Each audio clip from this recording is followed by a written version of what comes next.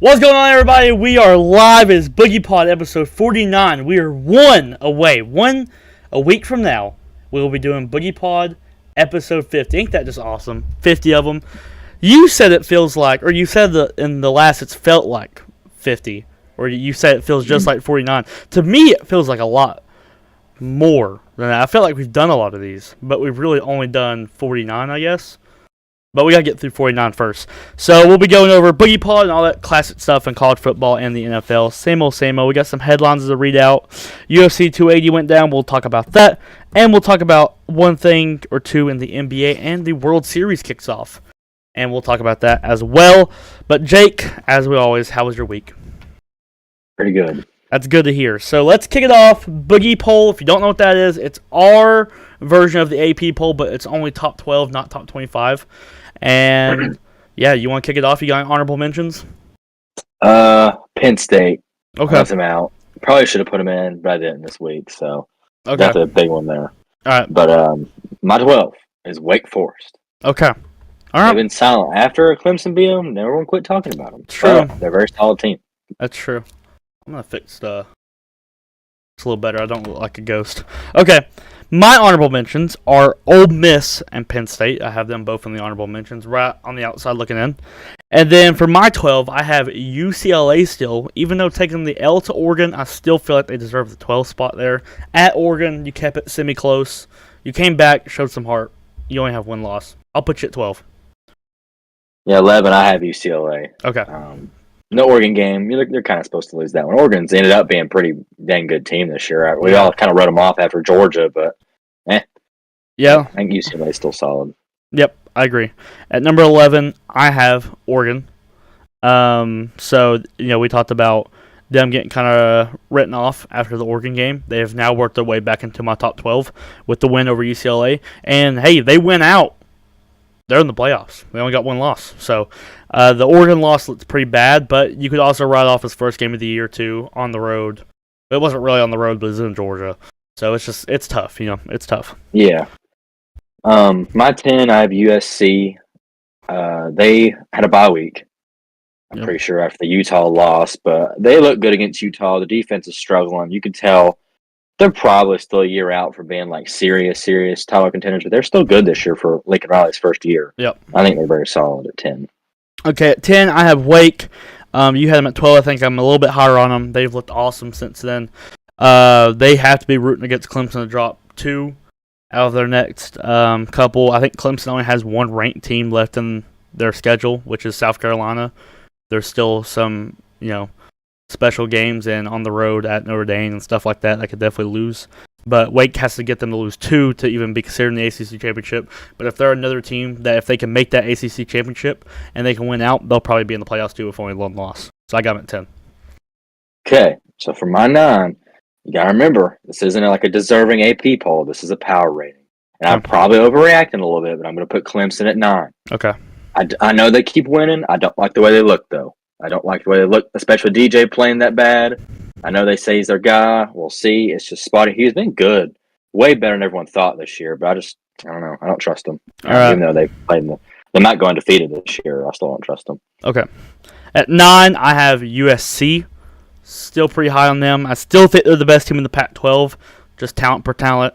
I think if you played all the Pac-12 teams on neutral ground, I think USC comes out on top there, so I have them at 9. Okay, my 8, I'm going to put Oregon. Okay. Test against UCLA. I forget who they play next. I don't know where they play. Do they even play USC this year? No, I don't think so. Oof, that's lucky. That'd been a good game. But only one loss. I like the way they look. So Bo Nix is playing with Heisman candidate, but no one would. I guess they're starting to talk about it this week. But yeah, he'll throw it. Don't worry. And 8, I have Oklahoma State. Big win against Texas, moving up. And man, talk about at the beginning of the year. I remember we had them in like the fraud conversation, but they've really proved themselves over the last couple of weeks. And they're another team. They went out, they're probably in too. So there's a lot of teams here that will have to end up playing each other anyway. That will sort itself out. But Oklahoma State's right there in that conversation at 8. Okay, number 7, I have TCU. I give a little bit of benefit of the doubt because they started pretty bad against Kansas State, but that's Kansas State's job to throw a wrench in the plans in that whole division, that conference. But TCU avoided it. Good quarterback play there, so put him at 7. Okay, I got a question for you. Yeah. Okay, so you had Clemson, right, at 9. Yeah. And you dropped them for losing a close game to number 14 Syracuse at home. Yeah, but Syracuse is like Kansas State would kill Syracuse right now. You think that? That's why. I would think they beat them pretty handily. Yeah, I don't think Syracuse is very good. Okay, well you moved, but you moved TCU up. They only beat a number 19 ranked Kansas State team by 10 with Kansas State's third string quarterback at the end of the game.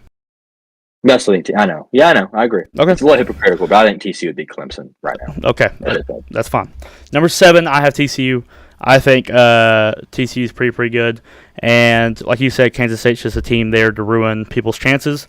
They get another chance at that, too, against Oklahoma State. I think that's who they play is Oklahoma State this week. It is. You know, wow. Oklahoma State's looking, and it's at Kansas State. Talk about a trap game there. They'll get their chance to ruin playoff hopes there. But TCU looks good so far. That offense is nuts. They got to keep everyone healthy, though. 7. Okay, my 6. I'm going to put Oklahoma State. This might be the highest I've put them all year. I had Texas in my top 12 last week, so I respect that win, even though it was at Oklahoma State.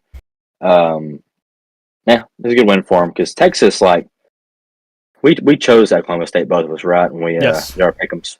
Yeah, I was about to take Texas, but I figured, I don't think they win that game. We were right. Yep. Queen Over's a really bad game. But Oklahoma State looked pretty good. Yeah, and Texas came out hot, too, there. They were leading by a lot. Yeah. At number 6, I have Clemson. Haven't moved them anywhere. Haven't moved them down. They didn't look the best against Syracuse. Understandable. But they still have the most ranked wins in the country. So I'm keeping them 6. And go ahead. Okay, 5. I'm going to put Alabama. They almost shut out Mississippi State. I saw a stat. That was the first touchdown Mississippi State has scored at Alabama in at least since 2016 or something. Jeez, that's crazy stat. That's bad. That is insane. And Mississippi State's had a couple okay teams since then. Yeah. So I got to keep Alabama at 5. Okay, I got Alabama at 5 as well. Not moving them any. Good ranked win at home. They took care of business like they were supposed to. Keep them at 5. Okay, 4. Michigan still. I think that's my top 4 might be pretty much the same. So 4 Michigan. I forgot who they played this week. They might have had a bye. Really forgot who they played. Yeah, they had a bye. Yeah, they're still a good team. Yeah, still got them 4. Like you said, bye. Not moving them. Michigan 4. Yeah. Okay, 3. I'm gonna put Georgia. Put them behind Tennessee. I think we'll see how they look against Tennessee next week. That'll make the whole top 4 shake out a little easier. But yeah, that's all I have to say about Georgia. It's pretty obvious. Yeah, Georgia at 3 as well. Same like you said. They got their test coming up against Tennessee soon. And yeah, that's about it. We'll get to Tennessee right here in a minute. Yeah, so my 2 is Tennessee. It's UT Martin, but that offense, man, it's crazy. I don't understand how they get open that much. They did that same thing against Alabama. It's just it's even gonna get better too when Tillman comes back. Yeah, hopefully Tillman comes back this weekend. They'll get even better. Yep. I completely agree with what you said. I got Tennessee too. Just don't read the clippings too much and don't lose to Kentucky because that ruins everything. Do not lose to Kentucky. Whatever you do, cannot lose Kentucky. Do not lose to Kentucky. But I think you guys take care of business and you go on to play Georgia and hopes of an upset. Yep. My 1 is Ohio State. I think I've had them knowing for 2 or 3 weeks now. Their offense is number 1 in the country over Tennessee's, I'd say, and their defense does more than enough to win. So they're very solid. Yeah, they played a really, really good defense in Iowa. And probably one of the best defenses in the country, and they were able to hold them to 56 points. That's a bad sign. That means you're going to have to score 40 if your defense is elite to beat them. And there's very few teams that could score 40. Yeah. It's just I don't know, man. They're kind of the shoe-in right now for national champions. They've looked that good. They've looked that good. So. So let's move on to our pick'ems. Me and you both made big jumps. There was 5 or 6 ranked games, and I won all of them, and you won all of them but 1, and that brings our record to 14-6 and 12-8. So we've really improved those records as they were a little sus at the beginning of the year. So let's hope we can keep that going. As our first ranked game is number 2 Ohio State at number 13 Penn State. Little trap game here. Who you got? Yeah, I'm gonna have to go Ohio State. Only thing that worries me is they need to take care of the ball a little better. They get a little willy-nilly. I know Brad will throw him a pick or two every once in a while, maybe a little fumble. Yeah. They've got to take care of the ball at Penn State. Yep. Against these bigger teams in that conference, you can't be turning the ball over. That's really my only worry, but I think they'll still get the job done. Okay. So much for not taking road teams. That didn't last long. It's Ohio State. A little different. I'll go to Ohio State, too. I think win this game, take care of the first 2 quarters. Take care of the first 2 quarters, handle yourself. Do not let this game be close at halftime. Do not let that crowd be loud. The only thing that scares me is passing sometimes don't travel as best. And that place is going to be loaded. It's going to be pumping. I just don't really see Penn State having much to offer them on offense to be able to score 40 points. That's why I'm going Ohio State. Number 19, Oklahoma State. Or 19. Number 9, Oklahoma State. At number 22, Kansas State. The trap game. I'm going to go away again. Go the away team again. I think Oklahoma State's offense is a little too much for Kansas State to keep up with. So, Oklahoma State. Yeah. It feels like Oklahoma State always has this the last 2 or 3 years where they've been right on the edge of making the playoffs, but then they drop one like this where it's a complete trap game, and they just can't go on the road to win it. I'm going to pick Oklahoma State here, but this is the hardest game I've had to pick in a while. I really want to go Kansas State, but I don't know the status of their quarterback situation. They went in there for starting quarterback. He got hurt. Backup quarterback had to come in against TCU. He got hurt. Third string had to come in. Wow. So it's been a mess. I don't know who's going to be the starting quarterback there. Haven't heard much about it. But I'm going to go Oklahoma State here. This Kansas State team, too, is very, I feel like that TCU game is one they would have won if they were going to ruin people's seasons this year. So we'll see. We'll see. Yeah. They could come back and they could get Oklahoma State. Kansas State's going to be popping. That place is going to be awesome. So, yeah. So let's go to the next one and our last one. Only 3 this week. Number 19, Kentucky at number 3, Tennessee. Who do you have? I go Tennessee. My only worry about this one is that they're overlooking them for Georgia. Yep. That's actually a pretty good worry. That's pretty. Yeah, that's a realistic worry. Yeah, that's realistic. That's the word I was looking for. I think we'll make their offense look a little better than they actually are because our defense is kind of bad. Yeah. But it's Will Levis. He's really turnover happy. He's kind of overrated. I'm really confident that Tennessee get the job done. They usually beat Kentucky anyways, regardless how good we are. Yeah. So I'll take Tennessee. I think this game's very similar. Oh, go ahead. I thought you were done. So if they lose, it would be a big tragedy. It would be Tennessee-like to lose, but Yeah. So Tennessee needs. I think this game is very similar to the Ohio State and Penn State game. Go ahead. Don't let this game be close at halftime. Don't let this game be close in the third quarter. First, halfway through the second, sure. This needs to be a 2 to 3 possession game at halftime. Handle your business. Go on. Will it be that? I don't know. It's a rival game. Anything can happen. But I'm just saying, don't give them an opportunity with the ball in the fourth quarter. Just don't do it. Take care of your business. Go on, play Georgia. Hopefully, like you said, they're not looking ahead. Teams have bad habits of doing that. The great teams, that's the difference between great and good teams. Great teams handle business.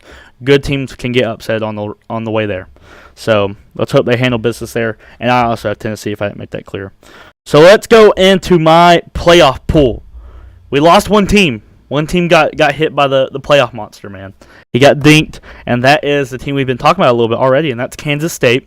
They now have 2 losses. They're eliminated. They're out, and that leaves us 17 teams left, in my opinion, to be able to make the playoffs.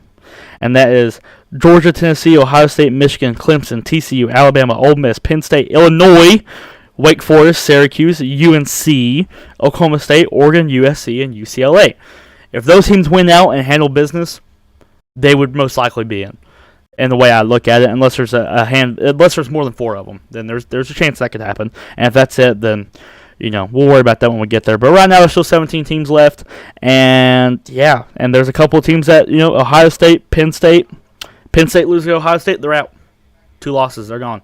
So we'll see what happens. But yeah, that's the playoff pool right now.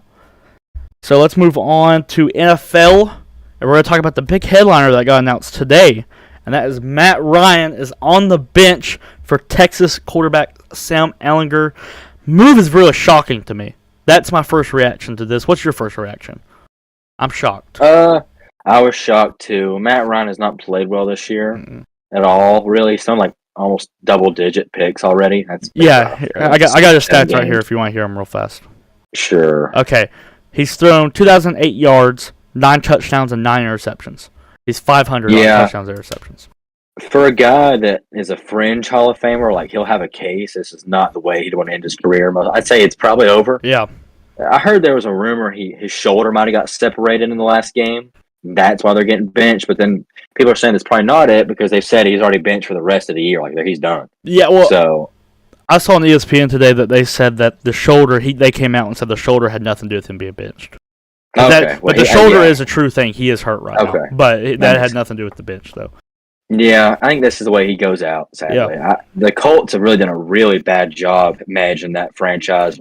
They know they have a decent team like to win something, but then they won't go out and get a real quarterback, like a guy that's in his prime. And Matt Ryan's a real quarterback like 3 or 4 years ago. Yeah. Not anymore. And even then... Carson Wentz, so, I don't know. They're just going after guys that aren't going to win you anything, really. Yeah, I agree. And even then, you're still lacking weapons on the receiver end. You got Michael Pittman. That's it. Yeah. I got Jonathan Taylor. I think they have enough to be a contending team, especially in that division that they're in. 100%. But they should always win that division. Just don't have the quarterback play, so they're going to waste a few good teams without the quarterback play. But the main, is it a good move, though? Would you have made this move? Matt Ryan for Sam Ehlinger? Yeah. Sam Ehlinger, though. I know, but he's looked okay in preseason, I'm pretty sure. I'm not saying he's going to be better at all, but it is in their best interest to lose, I think, now, because they need a quarterback. And if they get if there's a guy they like in this next draft, they need to get him. Mm-hmm. Because they're kind of wasting some talent right now. Yeah. Jonathan Taylor's not going to be Jonathan Taylor much longer. Running backs usually don't have a long lifetime in the NFL. Yeah. And there's a lot of good defensive players they've got. You don't know what's going to happen to them in this span of time. So you need to win now, and so they need to get someone they like. Yep. I agree with you. Don't waste Jonathan Taylor's talent. See if Sam Ehlinger's the guy, and if he's not, move on with the next draft, get you a quarterback, and then hope for the best, I guess. They've done a poor job. Yeah. Talk about Andrew Luck retiring, ruining that entire franchise. That killed them. Killed them. Because they were trying to build something around him, and then he just can't do it no more. So it is what it is. It's just an unfortunate situation. And then since the Andrew Luck thing, they haven't done the best job. So even though I'm a Colts hater, kind of feel bad for him a little bit. It's unfortunate for him a little bit. So maybe Sam Ehlinger's that guy. You never know. Backups. Never know. It seems like a backup season anyways. Tyler Heineke just beat Tom Brady. Or Aaron Rodgers. Yeah. So who knows? PJ Walker from the XFL beat Tom Brady 21-3. So everyone's just losing now. Bunch of losers. Oh well. All right, let's move on to our NFL Power 5 rankings. I'll let you start again. You got any honorable mentions? Oh, the Vikings. I'm dropping the Vikings out of it this week. I think I might have had them last week. Oh, okay. Vikings are my 6. I don't know. It's really crowded right now because there's not many elite teams. There's like 2, maybe 3 teams I know that are really good. Definitely 2. The rest, they're kind of like fine. Yeah. So, yeah. All right. Well, then, my honorable mentions are the Cowboys, in this order. Cowboys, Titans, Jets. Those are my honorable mentions. So I'll let you go ahead. Start off with the 5. My 5, I'm finally going to respect the Giants and put them in there. Okay. They're just winning. I know it's kind of been some close. They are winners. It's close wins, all of them. Mm-hmm. Like the Ravens win was, I wouldn't call it fluky, but Lamar, I mean, we talked about it last week. He choked bad. Yeah. But they only have one loss, and it's to Dallas. So I think they're a very solid team this year, but we'll see if they hold up. That's the big question. Can they hold up? Yeah. If Christian Kirk didn't weigh, $140 wet, he would have got in there and we would have won. So, oh well. It is what it is. Hold or else. But, and then, I think the Giants will eventually tell and they won't be in there at the end of the year. But right now, you got to put them there. I like them right now. Yeah. At 5, I have the Chiefs. Going Chiefs at 5. That's pretty low for the Chiefs standards. The Chiefs standards. But I got them at 5 right now. This is right now. I think by the end of the year, they'll be top 3. Probably. 4, 3. They'll be definitely there. Right now, I got them 5. I think if they were to play right now against the teams I have ahead of them on a neutral ground, they lose. I got him 5. Okay, so my 4 team proves this list for me is not a record rating. It's just who I think would win rating, kinda. And so 4, I have Dallas. Okay. Mainly because the defense is top 2 in the league. Mm-hmm. They held. I know the Lions had a good start on offense. They're not a good team, so I'm not bragging about this win. Yeah. But their defense is really good, and the offense, if Dak plays okay, will be good enough to maybe complement the defense and win some big games. Yeah. But right now, I have to put Dallas at 4. Okay. I got a question. Wouldn't it make sense for Dallas right now in the position they are to go get one of these receivers that want to trade?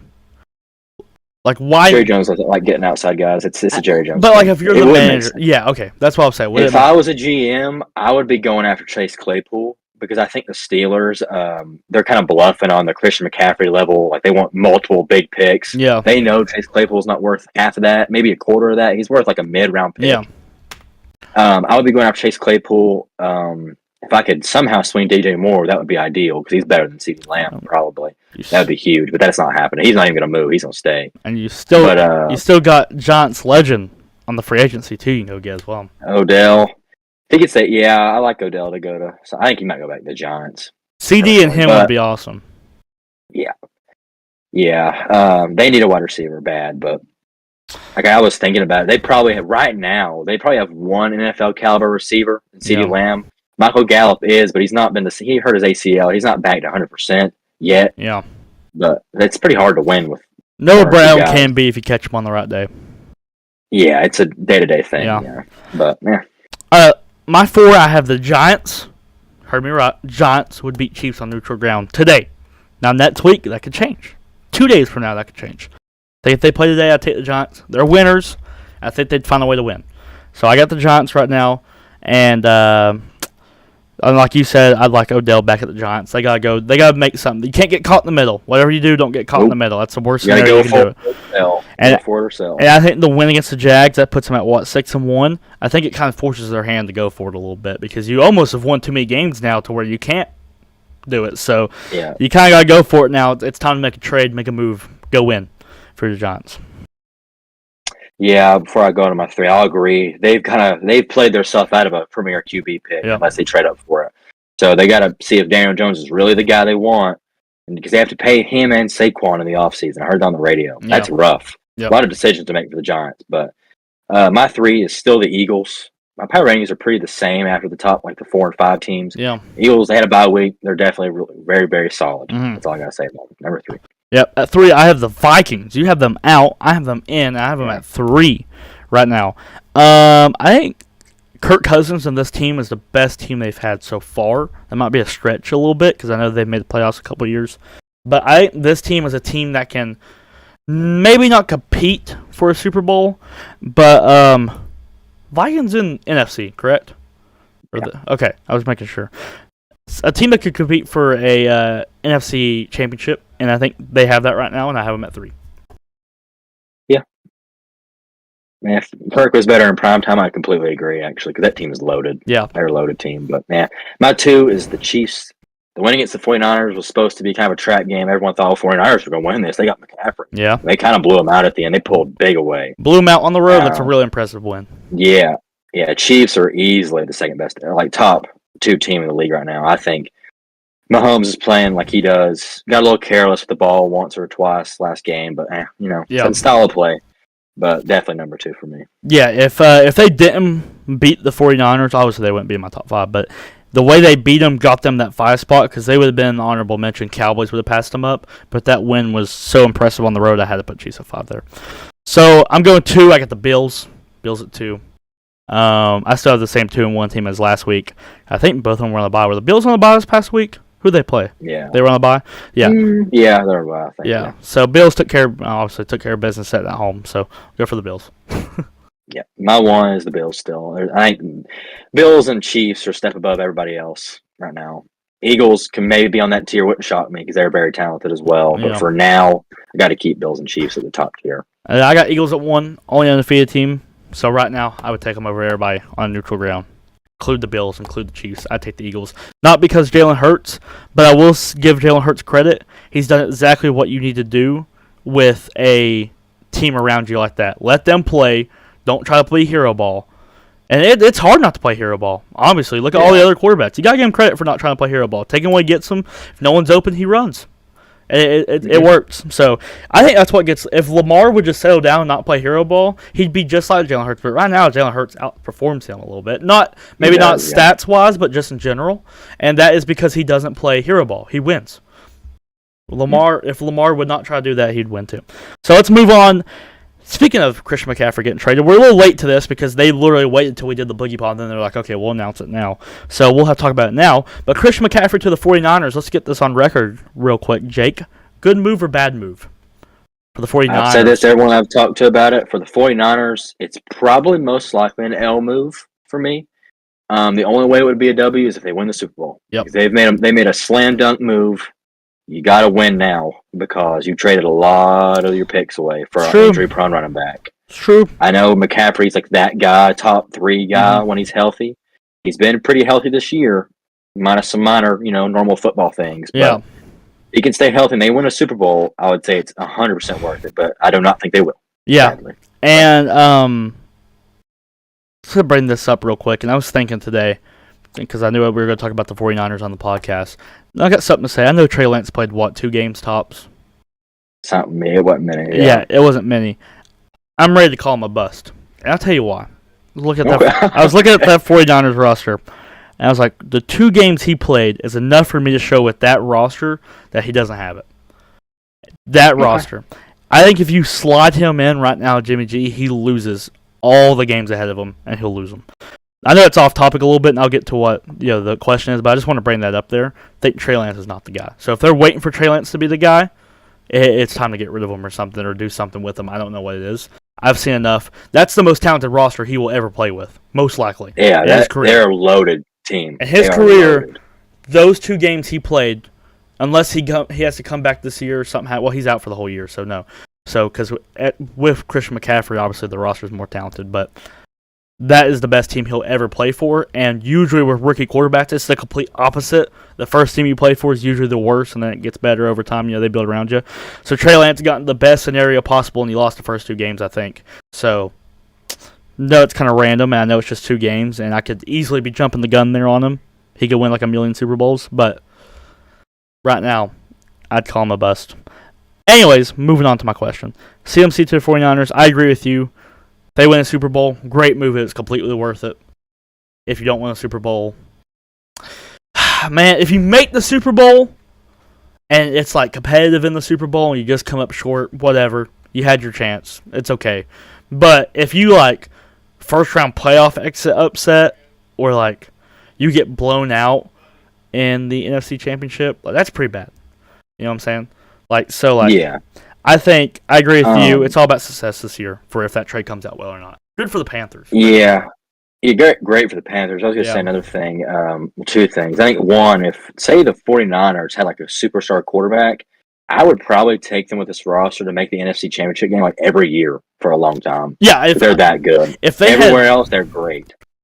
Yeah, if they had like a who's like a bad quarterback? Here you go. Here's a hot take. If they had Jared Goff, I'd pick them to win Super Bowl this year. I don't know if I could go that far, but NFC's so weak too right now. There's only a couple teams in the NFC that are any good. Yeah. Like for actual playoff contention. Yeah, they would steam. Yeah, it would be bad. Yeah. Another thing I was going to say. Oh, I love Jared Goff at the 49ers, actually. It'd be interesting. I'd love that. Say the other one. He has a Super Bowl, does he not, with the Rams? He made it and lost it. He scored 3 points against the Patriots. Oh, did he really? Well, it's Tom Brady. Patriots don't count. Patriots scored 13 points. All you had to do is the bare minimum, but yeah, whatever. I forgot what I was going to say, so just go on. Okay, if you think about it, let me know. But let's move on to our NFL pick'ems. We got one that comes up in literally like 30 minutes. And we got Thursday Night Football, and then we got Sunday Night Football. And we are doing good in the NFL. We're doing good in our pick'ems recently. Feel like it started off shaky, but now we picked it up because now I'm 11-4 in the NFL pick'ems, and you're 10-5. The only one that we got wrong last time was you took the Saints over the Cardinals. So that was it, and we've done good. Me and you have been tearing it up. So we gotta continue this, and it starts off in 30 minutes with the Bears at the Patriots. Who you got? You got the Patriots. Yep. I'm excited to see there might be a little drama in this game because Mac Jones is coming back, and Bill Belichick would not care to switch him out with Bailey Zappi. He would not care. And I think if Mac Jones struggles for the first half or so, I think you could see Bailey Zappi come in. I'm actually shocked. I don't know if it's deserved. Yeah. I don't know if it's deserved because Mac Jones had a pretty solid rookie year, but Bill Belichick wants to win, and I think they'll win tonight. Well, Matt Jones has played bad at the beginning of this year before he got hurt. And then, not to mention, you've won with Bailey Zapp. I'm very shocked Matt Jones is the starting quarterback tonight, actually. I'm very shocked. I'm not shocked. I'm not, because I was like all the big on the Cooper Rush thing and Dak Prescott. There's no way Cooper Rush is better. I haven't watched the play enough. I agree, yeah, but it's a little different, though. It's different, and here's why it's different. It's because Cooper Rush was just winning. That's all he was doing. He was just winning. Right? He wasn't necessarily playing elite. Bailey Zapp was playing elite. He was playing very good. He has the numbers to back that stuff up. That's different. When he's playing good and you're winning, something that with Matt Jones in there, neither of those was happening. So I'm very shocked, and I agree with you. I would say Matt Jones has a short leash tonight. If he comes out there and throws a pick and then the Nets drive is like 4 and out because he makes a bad throw, we probably won't see him no more. Which I hate it for Matt Jones because he had a good rookie year, like you said. So, all right, moving on. Ravens at Bucks. Great game here. Did you take Patriots? Did you yeah, pick? Mine not. But I got Patriots. Sorry. Yeah, I'm glad you brought that up. I probably didn't. All right, Ravens at Bucks. What a great game for Thursday night football. It's a good one. It's a good one. I'm probably gonna go Ravens. Okay. They have the choking disease. They don't know how to keep a lead. Yeah. And Tom Brady is good at exploiting things like that. When people choke, he takes big advantage of it. Yep. But this Tom Brady team is bad right now. Yeah. I mean, you lose 21-3 to the Panthers, dude. Yeah. The Panthers are trying to lose. They came in there wanting to lose. Yeah. Kind of. I bet some people did at least. Yeah. And they won 21-3. Tom Brady didn't even score a touchdown. No. So I can't pick that team. Can't pick the Bucs to win until I see them start winning again. Yeah, and and the Bucs had a lot of like misfortunate drops in that game and stuff. They did. They did. And if you look at like the stats of the game, actually, they threw the ball like 40 sometimes. They got to figure it out with the run game. That cannot be happening. Nobody should ever be throwing the ball 40 sometimes unless you're Patrick Mahomes. And then you have a little excuse because literally they don't have a run game either, so it don't really matter. But yeah, and then for the throw the ball 40 times, I'm not going to try to defend Tom Brady because he's played awful in games past. But this one, he did miss a couple throws, but for the most part, his stats were good. He actually didn't play that bad. But I think this is a revenge game for the Bucs going into Bucs. And you want to talk about frauds? I know the Bucs are frauds. I cannot stand the Ravens. I cannot. Really? Yeah. I know you're a Ravens hater. And it kind of goes down to what they've done this year, and I kind of agree with you. Lamar Jackson's one of the most overrated players in the NFL, and they're going to go down into like the Bucs Stadium, and you're going to have. I know he hasn't been this year, but it's still Tom Brady. You're going to have probably the best guy to have in a game-winning drive that you could have possible in the NFL right now, compared to probably the worst person you could have in a game-winning drive in the NFL right now, Lamar Jackson. So if this game comes down to a touchdown, which most NFL games do, I gotta have Tom Brady in the Bucs, so I'm going Bucs. Yeah, this is kind of the swing game. I have a hard time. This is a hard game for me. Yeah. Usually it'd be easy if the Bucs were normal Bucs. Yeah, they would obviously win that game. I agree. But I agree. Lamar, I'm putting a little faith in Lamar to not do that, but I'm so down on him after that Giants game. I remember the Cowboys game or something ended. They put that on before the 4:00 game. Yeah. And I watched that choke job. You don't see that often. No, that's bad. It's bad. That's bad. It was really bad. Very bad. So I got to take Ravens, though. Bucs just not scoring points. I agree with you. Now, speaking of washed-up legends, as we just came from Tom Brady, we're going to move on to the Packers at the Bills. Poor Packers, man. Yeah. I know it's a bad time to play the Bills for them. Yeah. The Packers are weird because every year, in years past, they'll be like, "Oh, the Packers are fine," and they'll play like who everyone thinks is the best team, and they'll beat them or something. Not this year, though. Now, I like that storyline for this year, but I think the Bills are too good. Yeah, and I think the Packers might make it a little closer than it should be, just because just how it is, how Aaron Rodgers works sometimes. At Packers, I give him a real shot here. I think it's at Bills. It is at Bills. I'm saying if it was at Packers, I'd give him a real shot. Okay, I got you. Yeah, but I'm going to take Bills, and the Bills should win this game easily, I think, if they're healthy. I'm not sure how healthy they are on defense right now, but I got Bills. Okay, yeah, I got Bills too. Even if they're not healthy on defense, I've not been impressed by the Packers' offense. I mean, it's literally like if you rolled trash cans down a hill and Aaron Rodgers had to throw it to him. That's literally what it is. It's that bad. Packers are another team I'd say who needs to be going for a wide receiver, but, I mean, dude, like, who are you going to get? Odell? That's not going to save it. I don't know. I can't. Looking back at it, man, I cannot believe they let Devontae Adams walk. It's awful. Then there's go ahead. But what I was going to say, hold on. But what I was going to say was, like, then there's a narrative. And, I'm a Tom Brady supporter. I think he's the GOAT. And I give you a hard time about Aaron Rodgers. But if you listen to the narrative right now, it's that, Aaron Rodgers has shown that he can't win now with a good receiver, and I think it has nothing to do with that. I think it's all about his age. I think it's just late, man. I think if you get Aaron Rodgers in his prime and go without Devontae Adams, I think he does fine. And you don't hear any narratives about Tom Brady.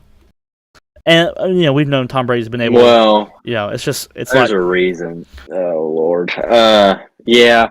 Well, Tom Brady he still has a absolutely loaded offense right now, and nothing's really changed besides his offensive line. And I still believe if you slid Aaron Rodgers in there right now, they would probably lost like 2 games right now. I believe that. I think Aaron Rodgers is struggling. Obviously, he is. His QBR is like in the 30s. Yeah. But I think him and his coach Matt LaFleur have not been able to draw up a game plan to handle the absence of someone like Devontae Adams. It's obvious they haven't. They've relied on Aaron Jones and AJ Dillon. It's worked, but it's not worked enough. Yeah, because neither of them are premier running backs, like Nick Chubb, Barkley, and all those guys. They can win a game for you. They're not. And it sucks because Aaron Jones is supposed to be that guy too. I mean, he's not. He's supposed to be a very good running back, and he's been fine this year. He's had an okay year, but I don't think he can carry it off. They can't be a run-first offense with Aaron Rodgers. And partially this is because of Aaron Rodgers, because he likes a lot of money. He has to have a lot of money. They're paying him a lot of money right now, like too much for his age. And that hurts cap space, and it's hard to build a strong team around that. And I think that's part of it's his fault for that too.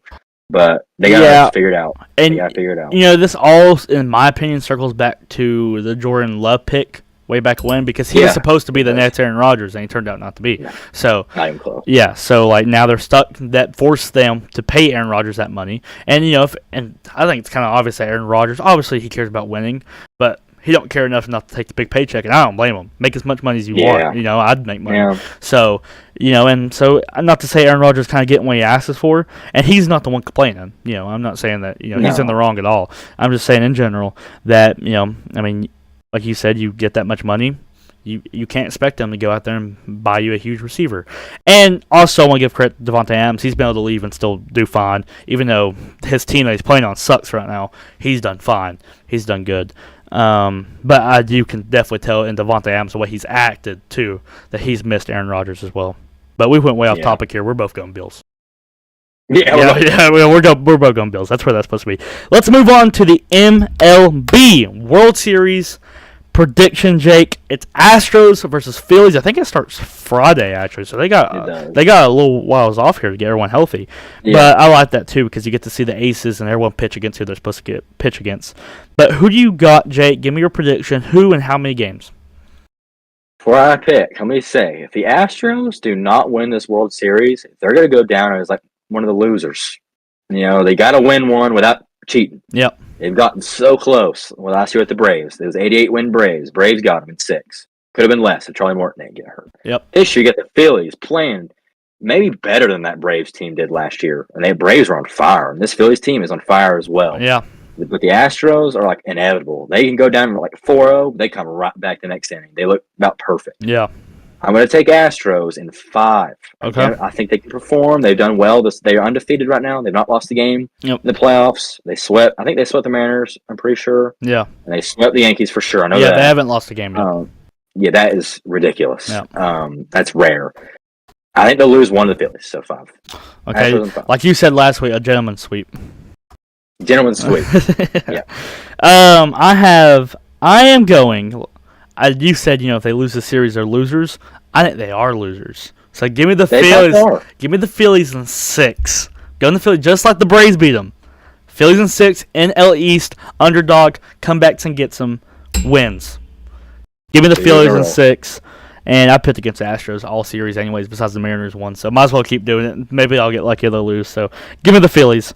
Let's talk a little headline here in baseball. It's not really a headline. I kind of made it up because I want to talk about it. Is it time what am I trying to say? Is it time for Aaron Boone to be gone? That's what I'm trying to get to without all the fancy stuff. I mean, man, I know that Yankees team on paper isn't the best in the world, I guess.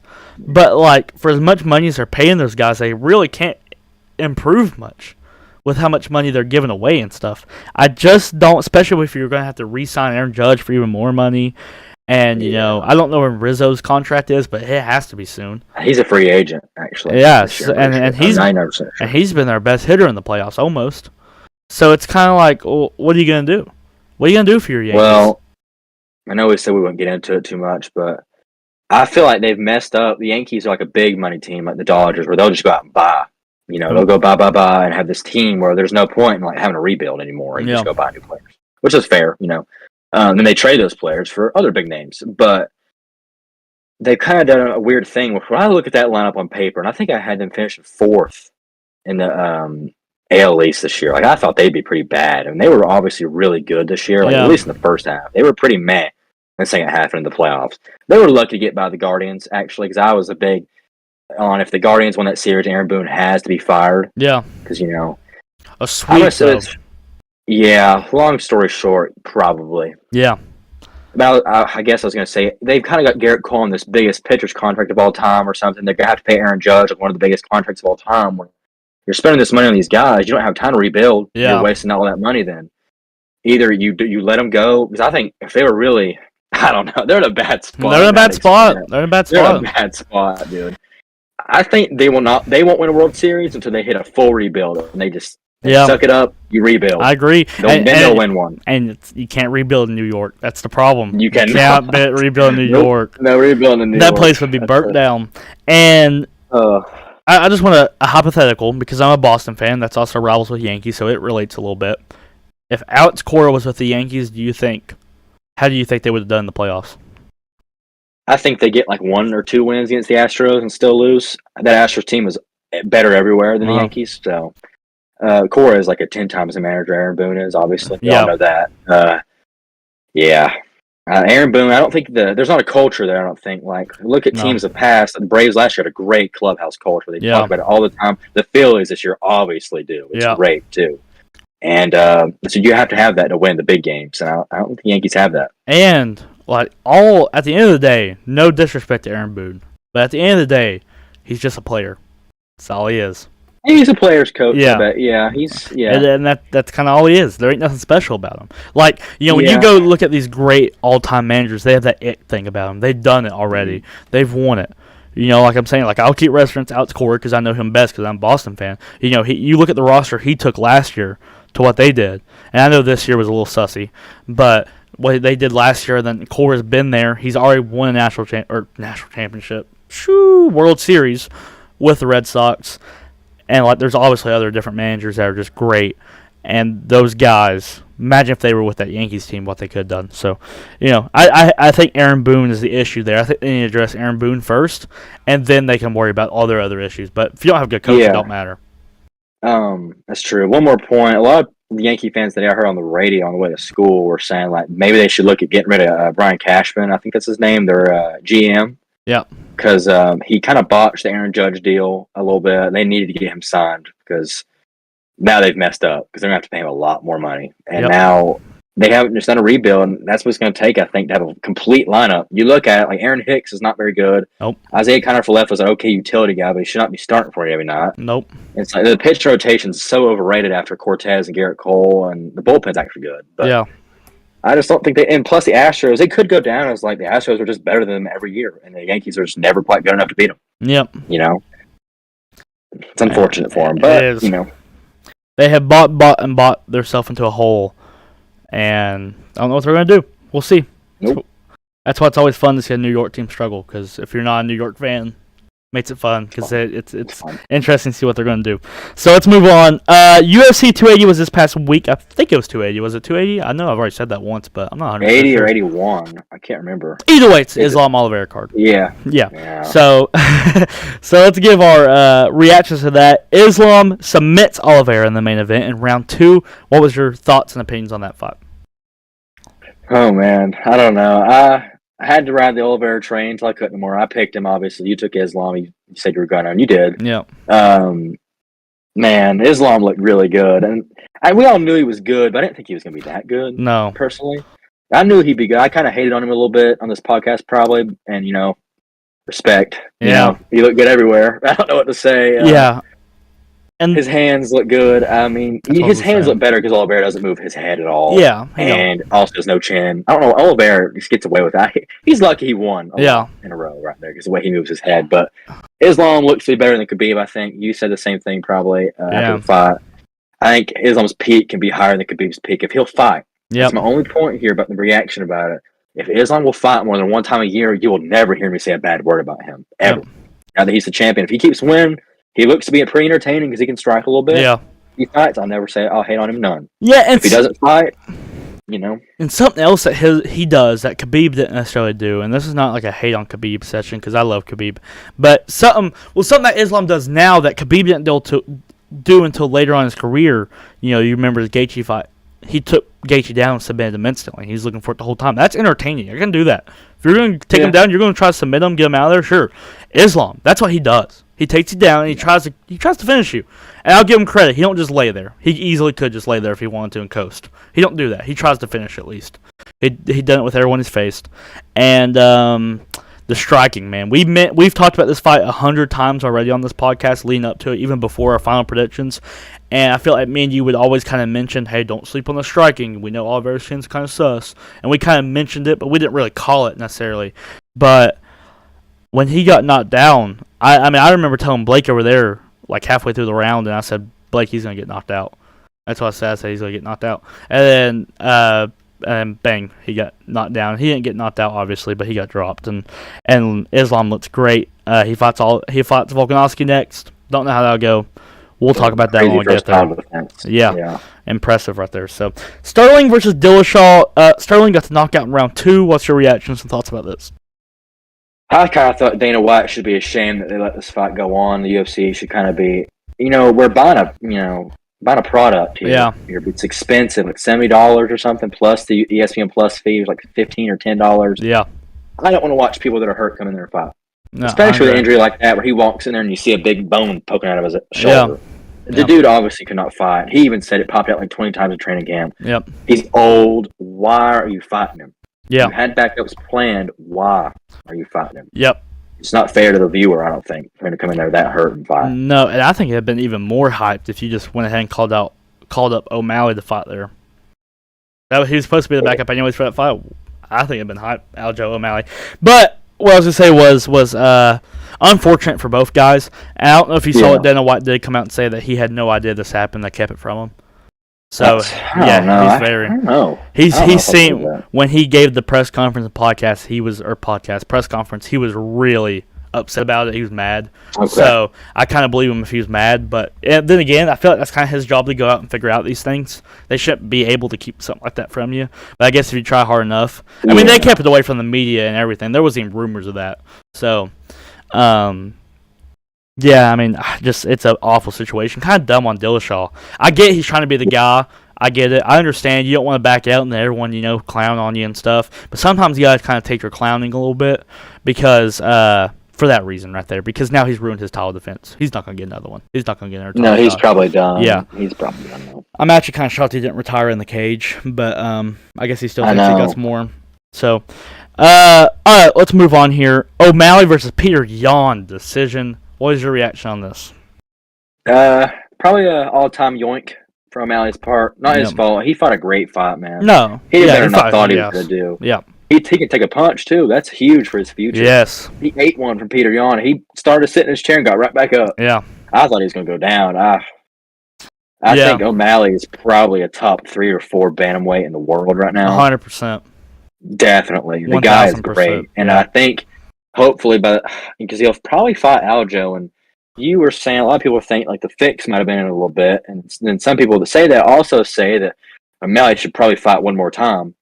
And by that logic, why would the UFC just get him through the Peter Yan fight and not get him the title shot? Yeah. I think he's going to 100% fight for the title. Yeah. O'Malley is 100%. Yep. And I think, but that's one of the worst matchup possible. Aljo is the matchup king right now. Mm-hmm. Everyone else is a bunch of strikers. Yeah. But, yeah. Yeah, it worries me that Peter Yan was able to take him down. He couldn't hold him there. That's a fact. He could not hold him there. Yeah, but it does worry me that Peter Yan's going to be able to take you down. And I would assume Aljo is able to take you down.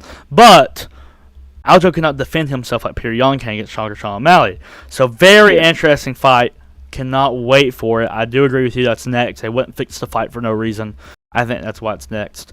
And yeah, I hate that. And it was fixed. I'm saying it's fixed. I'm saying it's fixed. Yeah, I'll come out and say I thought it was fixed. I think that was like I wasn't even like you know me. Whenever there's a bad robbery, I freak out. That one I was like, huh. I was like, oh, that was obvious. To me, that's the way I took it. So, I don't know.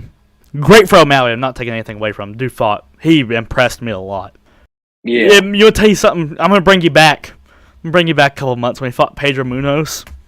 He should have destroyed Pedro Munoz. Looking back at it, He could have come out flat. It's possible just to come out flat sometimes. It That's is. why you keep fighting, you'll lose. I feel like he had a lot to lose in the Pedro Munoz fight. And he had nothing to lose in this one. That's why he showed it. Might have been a mental thing. Yeah. So maybe he's loosened up now and knows he can hang with the good guys. So let's see what he does against Aljo. I think that will be his next fight, like you said. But yeah, hate it for Peter Yan. Yeah, poor Peter Yan, man. I hate Unlucky. it for him. On 2 split decision losses in a row. Well, there was a Sanhagen win in between them, but his last 2 losses were. The last 3 was a DQ, split decision that he most likely 100% won, for sure. The Aljo one, I'm not watched that fight thoroughly enough to say that he could have won it, but if it was split, it had to been kind of close. Yeah, it was a close fight. But Peter Yan, he's still that guy. He took a big cut, but he got a little rocked, but he's going to be fine. He's still a great fighter. I wonder, and I'm not saying Peter Yan can't work his way back in there, because he definitely can. I just wonder if he has any ambitions of going somewhere else in like a different weight class or... Hear me out, dude. Like, not saying that this would be a huge L for the UFC, but, I mean, now you've technically, and even with the way, because, like, if he can figure out a way that UFC had something to do with that decision, and he's been kind of, like, lackluster in the decisions, and they've had problems with Peter Yan, I wonder if, if there's any thought of going somewhere else outside of the UFC. I don't know when his contract runs up. Like PFL, that'd be a huge signing. That's the biggest signing of all time for them. Yeah, and I know a lot. And I know a lot of people's been going over there and stuff. And I just don't really, because I don't think he's big enough to go to 145, and I don't think he's small enough to go to 125. And he's kind of in a tough spot. So I guess you just work your way back if you're Peter Yan, which kind of sucks because I like when those people make it to the top and they come back down. They change their directions. I think it's always best for them to go and change directions. But there's not really a direction he can change. So I'm interested to see what Peter Yan's next move is. Yeah, and one more thing, Dana White is pretty fair when he knows someone's been screwed. Like, say someone steps up on a really short notice and saves the fight and loses, they'll give him a little leeway. Yeah. I don't think it'd be very hard for Peter Yan to get another title shot at all. Yeah. I think he fights 2 guys, you're back in. Yeah. Go win. You're back in. I agree with you. He fight Dillashaw now. Go fight Dillashaw. Yeah. We win now. Poor Dillashaw. Go fight Dillashaw, then go fight someone else. Yeah. Whoever's ready for that. Cheeto or something. I don't know. Yeah. All right. Let's move on, and we'll do we got Calvin Kattar versus Arnold Allen. Fight night main event. This is a sneaky good fight coming off the high of like 280 going into this card right here. This card's decent. Great main event, though. It's a great fight. So I want to know who you got in this fight and how. I want to hear what you have to say about that one. Okay, I'm going Arnold Allen in decision. Dude's 18-1. Dude's great everywhere.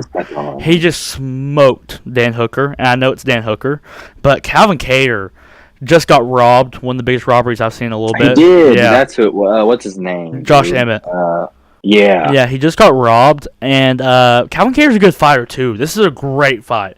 This is a good chance to show.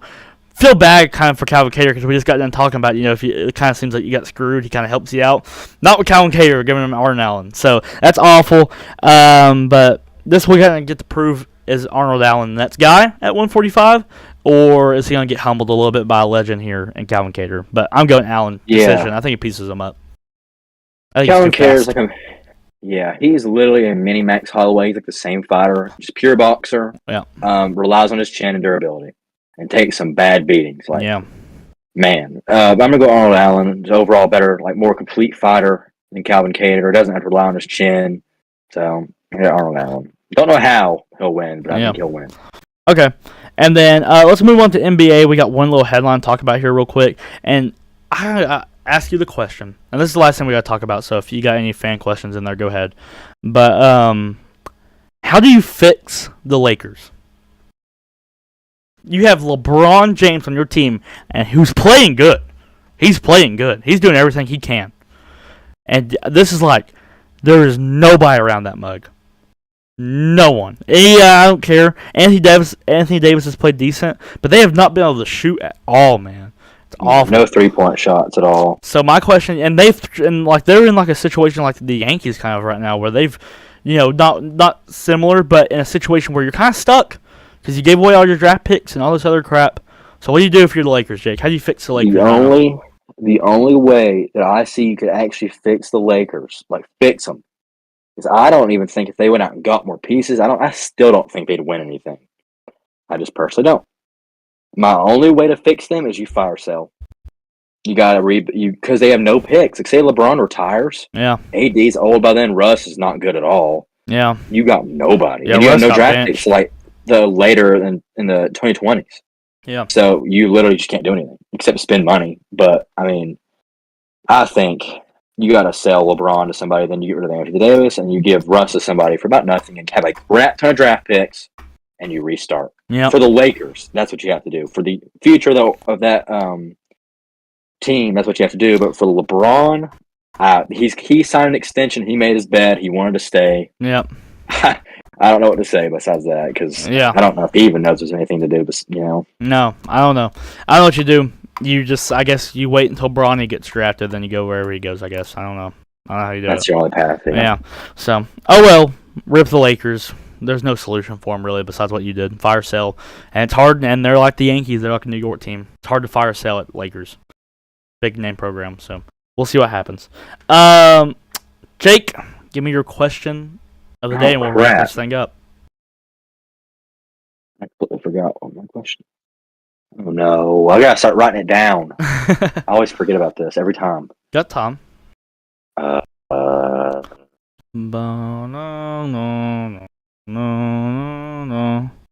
That's not helping me think.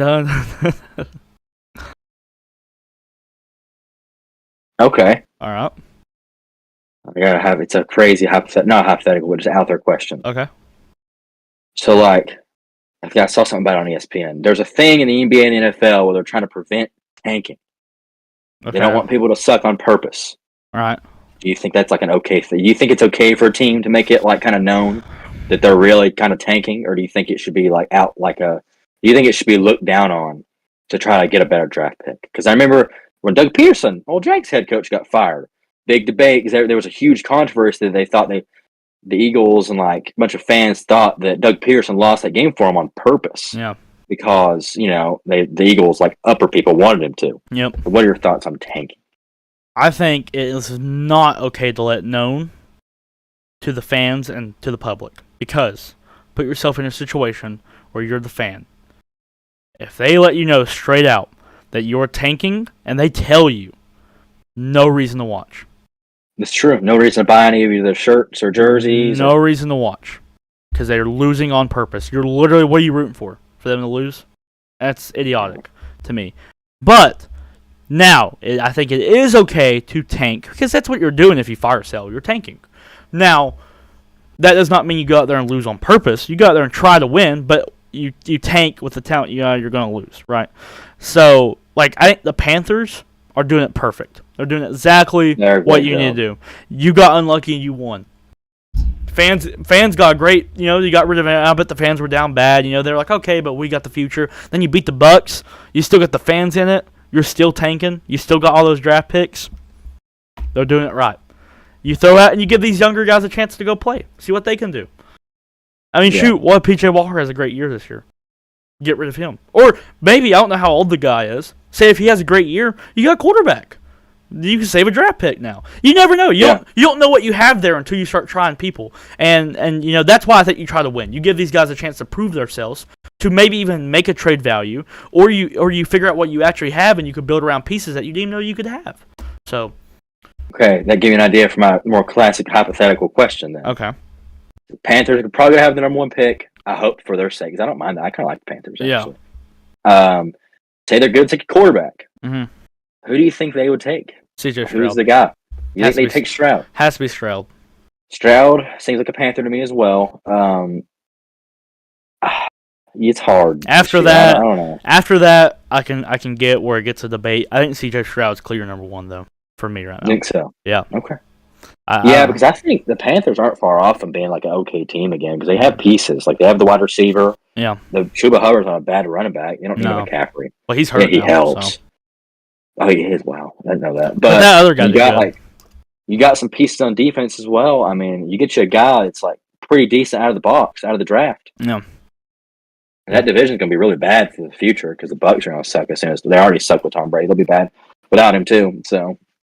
I've already said, like in the past, though, that like I thought that the Panthers should trade Christian McCaffrey, even if they're not selling, because Yeah, I think I said that. because you have Chuba Hubbard. Like, you spent a valuable draft pick on Chuba Hubbard. He was really good in college. He's a good running back. Like, he's a name, and it's kind of like you went and drafted him, and then you have Christian McCaffrey. So you have two good running backs, one great, in the least value position in almost all football. So it's just kind of like, what are you doing? They did it wrong. I think you should have traded like earlier. Now they're doing it right, but But yeah, to answer your tanking question, to go back to that one real quick, is I think it's okay to tank, just don't let it be known. And that's not to go out there and lose games on purpose. You still try to win, but I mean, if you play yourself out of a spot, then you buy. You let your team decide. Managers' jobs are easy, or not owners. You let your team decide what you do. They play for you. If they play good, go help them out. If they play bad, get rid of them. It's that simple to me. To me, it's that simple. But so yeah, that's my answer on the tanking thing, and then CJ Stroud's answer on the draft thing. So that'll do it. We appreciate you guys joining in. Next Monday, we got y'all have been watching up the clips, so I appreciate y'all. Y'all keep doing that. It's been awesome, and we're over 100 subscribers now, so that's good. And next one will be 50. We don't know what we're gonna do. Right now, it's basic podcast, but we'll consider it. We'll see what we can do. Might even bring back an old legend and dad to do 50 for us. We might have to do that. We might have to do that. So, and also, if you're bots and you post like a bunch of like stupid stuff in here, don't do that.